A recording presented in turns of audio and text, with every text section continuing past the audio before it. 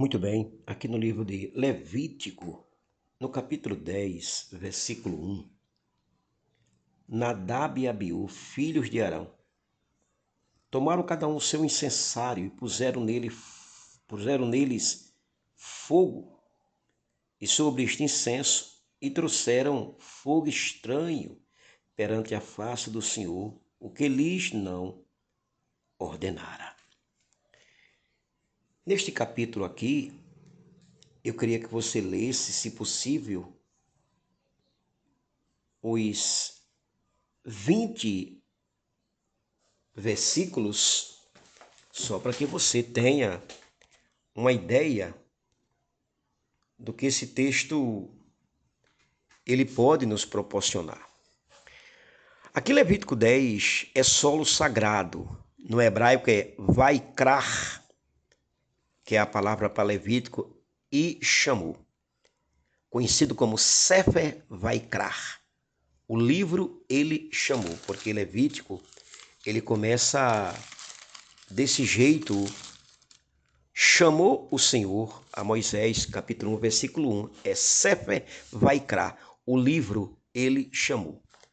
E quando lemos o capítulo 10 de Levítico, podemos observar algumas lições importantíssimas para o nosso ministério, para a nossa regra de fé e prática.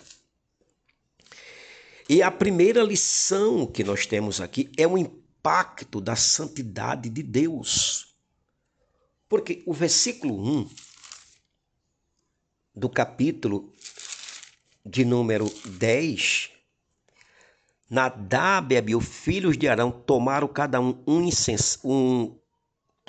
seu incensário, puseram neles fogo, e sobre este incenso, e trouxeram fogo estranho perante a face do Senhor, o que eles não ordenara. O primeiro impacto é o impacto da santidade de Deus, ou seja, não posso tratar o culto como algo trivial. Os sacerdotes, quando entravam no tabernáculo, entravam com temor, pois era um momento sagrado. Mas observe que no Ocidente, onde nós vivemos, os cultos parecem feira livre. Os cultos parecem o converseiro no estádio de futebol. O converseiro, a conversa é tanta nos cultos que parece que estamos em uma praça pública. As crianças correndo dos pais irreverentes, parece que estão em um parque, simplesmente em um parque de diversão. Você está começando a me entender ou não? Não levamos a reunião sagrada a sério. Eu estava no sudeste do país, no sul do país, melhor dizendo, e eu fui convidado para ministrar e era num ginásio. Todos os boxes do ginásio estavam abertos, criança comendo pipoca, gente tomando guaraná, comendo cachorro-quente. Não tinha simplesmente nada de temor, de reverência, de respeito. Como nós vamos exigir daquele que não conhece a Deus respeito quando nós mesmos não respeitamos o momento sagrado?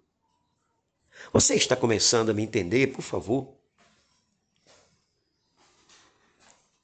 A segunda coisa que é importante é que Nadab e Abiú me lembra que mesmo em posição de liderança não estou isento de prestar contas.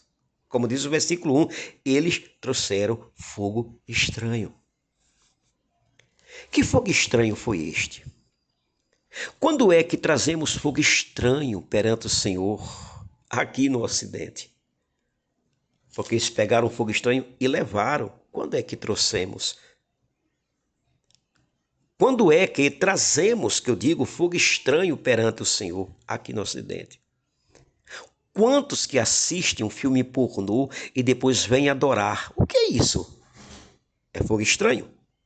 Quantas moças que vão a um motel com seus namorados cristãos e depois vem ministrar louvores a Deus. Sabe o que é isso? É fogo estranho. Quantos que vivem na carnalidade, na sensualidade e depois vêm ministrar com instrumentos no louvor? Meu amigo, isso é fogo estranho. Quantos maridos despóticos, espancadores verbalmente, fisicamente e depois vêm aos cultos pregar? É fogo estranho. Um dia eu vi uma mulher totalmente triturada, com chave de fenda na cabeça, nas pernas, ela me mostrando, dizendo: meu marido está na igreja com a mão para cima, adorando a Deus. Isso é fogo estranho. Mas qual era o fogo estranho de Nadab e Abiú? Já já eu vou te falar. Qual era o fogo estranho de Nadab e Abiú? Os nossos, e muito mais do que isso, é o que nós temos aqui no Ocidente. A terceira lição que nós temos aqui é: não se intrometa nas ações de Deus. Eu gosto quando leio o versículo 3, quando Deus mata Nadab e Abiú. Eu gosto quando leio o versículo 3, diz assim: e falou Moisés a Arão: isto é o que o Senhor disse, mostrarei a minha santidade naqueles que se cheguem a mim, e serei glorificado diante de todo o povo. Porém, Arão se calou. Ficou em silêncio. Devia estar com o coração triturado, cheio de dor por dentro, porque 2 filhos morreram e ele era pai. Mas Arão não se revolta. Mesmo sem compreender, Arão calou. Eu vi uma família inteira se desviar porque um dos seus membros morreu. Eu pregava muito nesse local, que pertence à OAB, e eu ministrava direto, viajava muito para ministrar nesse lugar, e a ministra de louvor lá morreu, toda a família se afastou, como que se Deus tivesse cometido um erro. Revoltados contra Deus, como aquela moça que publicou aquele livro da Itália, que sua mãe morreu, ela cenou numa cenação, dando banana para os céus, dizendo para Deus: tu precisa mais dela do que eu. Arão calou, silenciou. Você está me entendendo? Não se intrometa nas ações de Deus, meu amigo. A quarta lição que nós temos aqui é o versículo 8, versículo 9. Vou ler para você. Falou também o Senhor Arão, dizendo: vinho ou bebida forte, tu e teus filhos não bebereis, quando entrardes na tenda da congregação, para que não morrais. Estatuto perpétuo será isso entre vossas gerações. Preste atenção nisso. O fogo estranho de Nadab e Abiú, nesse texto aqui que a gente lê, claramente está aqui, foi o vinho. Observe que só depois da morte, Deus proíbe o uso do vinho quando eles fossem entrar na tenda da congregação, como diz o versículo 8.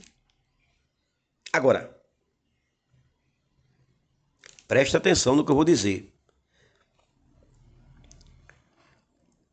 Servir a Deus requer sobriedade, vigilância. É isso que esse texto quer dizer.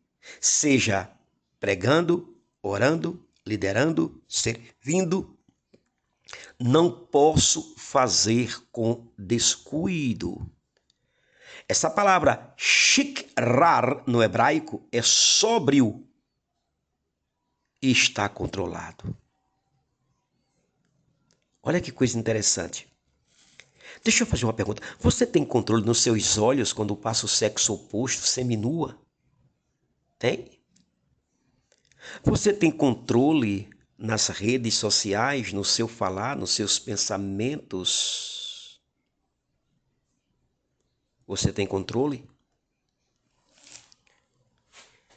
Quem serve a Deus tem que estar com sobriedade e vigilância, tem que ter controle. Por quê? Por quê? Porque um cristão que não tem controle, ele não tem o Espírito de Deus nele. Você está começando a me entender? Porque o Espírito de Deus que está na minha vida e que produz o fruto do Espírito, e um deles é o quê? Domínio próprio. Se eu não tenho domínio próprio, como eu posso dizer que eu tenho o fruto do Espírito produzido pelo Espírito de Deus que está em mim? Está começando a me entender ou não? E por último, e eu vou terminar aqui, toda a nossa vida deve estar perante o Senhor. Onde eu quero chegar? Vou ler o versículo 1 para você entender. Nadab e Abiú, filhos de Arão, tomaram cada um seu incensário e puseram neles fogo estranho sobre este incenso e trouxeram o fogo estranho perante a face do Senhor. Essa expressão, perante a face do Senhor, tudo o que fazemos está nu e patente aos olhos da observação do Senhor, da observação do Eterno, bendito seja Ele. Nossa vida secular, nossa vida ministerial, nossa vida espiritual, nossa vida de marido, nossa vida de esposo, nossa vida de pai, de mãe, de filho, nosso casamento, o seu namoro, tudo está